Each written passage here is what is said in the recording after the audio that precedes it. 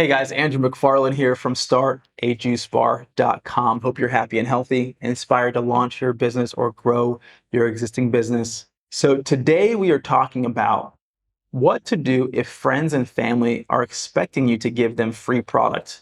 If you're not experiencing this right now, it will come up. And the reason I'm making this video is I was actually giving a talk a couple years back, and this question actually came up from a few juice bar owners in different ways. And so I'm going to address that today and give you some insight into what I've done in the past and maybe an opportunity for what you can also do. But before I do that, if you're new to the channel, you don't know who I am or what we do, over the last decade, myself and our companies had the inspiration and pleasure to support hundreds of entrepreneurs all over the world, launch and scale successful juice concepts, smoothie concepts, acai bowl businesses, and more, as well as running our own businesses in this sector. So all the information on this channel is coming from this wealth of experience. Early invitation, press a like button, subscribe, hit the notification bell. That way you get alerted when we release new content, because I'm sure you don't want to miss it. And now we'll dive in. So the first thing that I want to say is that being a business owner, one of the things that you have to get really, really good at when it comes to running companies is learning how to have very clear and sometimes uncomfortable conversations with the people around you. And that might be your employees, your customers, your friends, your family, everybody. Because what I see happen a lot of times, if you don't get used to that, people come to me and they say, oh yeah, this is happening in my business and I don't like it, but I haven't said anything to anybody. And then you're resentful, or your business isn't succeeding and you're burning money, or some things are happening and it's actually not your business. You're letting other people run your business because you're scared of what people will think of you. So as an entrepreneur, you have to get really good at having very clear, compassionate, considered, and tactful conversations, but in a very direct way with the people around you that you care about and that you love, right? That's the first thing, that you have to develop that skill. Now, as that relates to your friends and your family, this comes up. It's very interesting to me that if people around you are expecting free product, why that is. And I have an intuition as to why that is. It's because I think that when people believe you have a business just for the sake of you being in business, they think that you're now a millionaire or a billionaire, which we both know and we all know as entrepreneurs. That's not the case. You can have a business and still be struggling financially because there's a lot of intricacies into making sure that you're profitable. And so you get to have conversations with the people around you and say, hey, if you're not in the position to be able to afford to give them free product, let them know, hey, I really care about you and I want to support you. And at the same time, I'm a new business. I have to watch the finances in this business. And so here's what I can do. If you can do anything, maybe you don't. Maybe you decide, hey, I can give you an employee discount.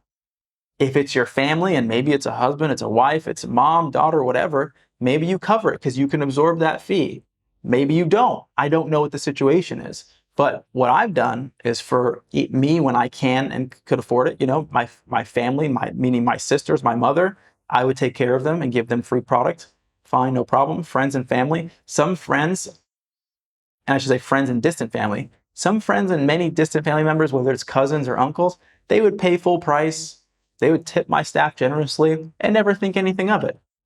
They're not expecting anything for free. And then if I could, I would give them things. It was very much a fluid dynamic in moments. I didn't have to put up a boundary. There was no conversations that needed to be had. And then there's situations with friends where they might be bringing friends of friends. Like, oh, come into the juice bar. We've got a hookup there. We're going to get free product. And it makes them feel special. But also you might, once again, not be able to afford that. So you have to check in and say, what am I capable of doing?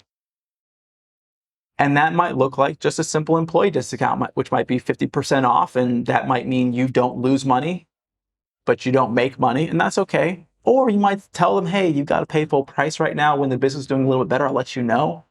You get to figure out where you're at with things, because the most important thing is that you're capable of thinking about this ahead of time, because it is going to come up. And two, expressing where you're at, depending on what the relationship is. Because the last thing you want is to get taken advantage of. And really what this conversation is about having boundaries and understanding how to express those boundaries in a loving way and doing what feels good for you. That's also in support of the greater whole. Because I often say that if your business doesn't succeed because you were too busy being worried about having one uncomfortable conversation, the negative implications and the negative impact around that is much larger. Your community suffers, your staff suffers because they lose a job, you suffer because you invest all the time and money. Everybody suffers. So you need at the core for your business to succeed, because you will always, in my experience, be creating a larger and more positive net effect when it comes to what you're there and here to do, as opposed to letting some small thing ruin things for you. So have clear, loving connections and conversations around what it is that you feel is right for your business, depending on the phase that you're in when it comes to people that are close to you. Because to me, that's the whole point. If you have loving relationships, you should be able to have conversations like this. And so that's all for today. If you haven't pressed the like button yet, you know what to do. Press that like button. Questions or comments, put in the comment box below. If you're not subscribed to the channel, subscribe. Hit the notification bell so you get alerted when we release new content. Follow us on Instagram at StartAJuiceBar. And then lastly, we've got a podcast on iTunes and Spotify. It's called the Juice Bar Experts Podcast. If you need support with your business, this and anything else in your company, A to Z, we can definitely help you go from where you are to where you want to be. Reach out to me personally at Andrew@StartAJuiceBar.com. I'll talk to you soon, and I'll see you soon. Take care. Hope you guys have been enjoying the video content. If you are inspired to launch your juice business, but you're not exactly sure what steps to take, for you, we've created a free ebook, 15 Steps to Starting a Juice Business from Scratch. This is going to give you a high-level overview of everything you need to do from where you are now all the way to opening your business. Now, if you want to go even deeper, we've created an online course, the Juice Bar Master Blueprint. This is going to go into great detail into every aspect of starting your business, everything from branding to menu development to finding the right location, the equipment that you need, and so much more, all the way to launching your business. There's links for both of these in the description below. I know you're going to find a lot of value out of them. As always, hope you guys are happy and healthy, wishing you a lot of success, and I'll see you at the next video.